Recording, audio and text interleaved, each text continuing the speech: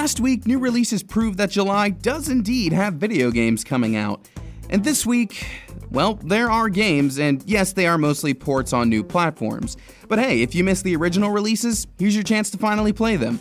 Let's talk about some of the biggest adventures starting this week. First off, you can adventure on a small scale with Captain Toad Treasure Tracker.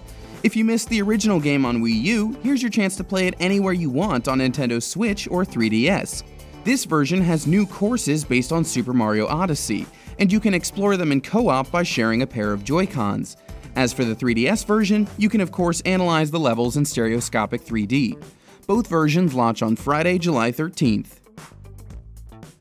But before Friday, another grand adventure is happening in Shining Resonance Refrain.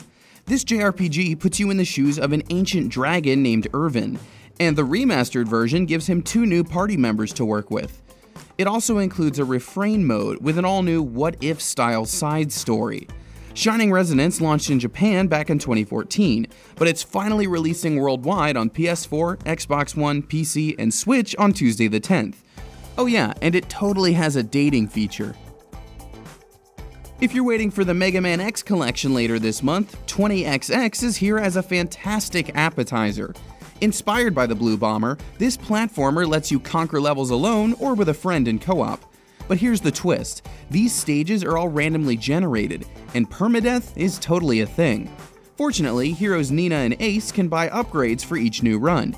20XX comes to consoles via PS4 and Switch on Tuesday the 10th, and on Xbox One on Wednesday the 11th.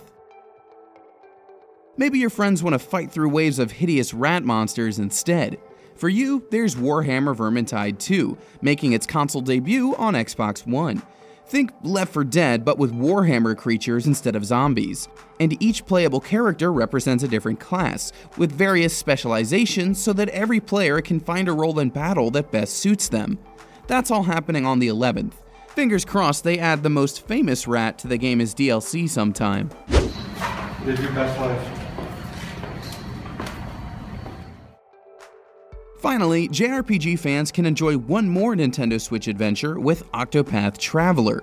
As the name implies, you can start the journey with one of 8 different heroes, each with their own special abilities both in and out of battle.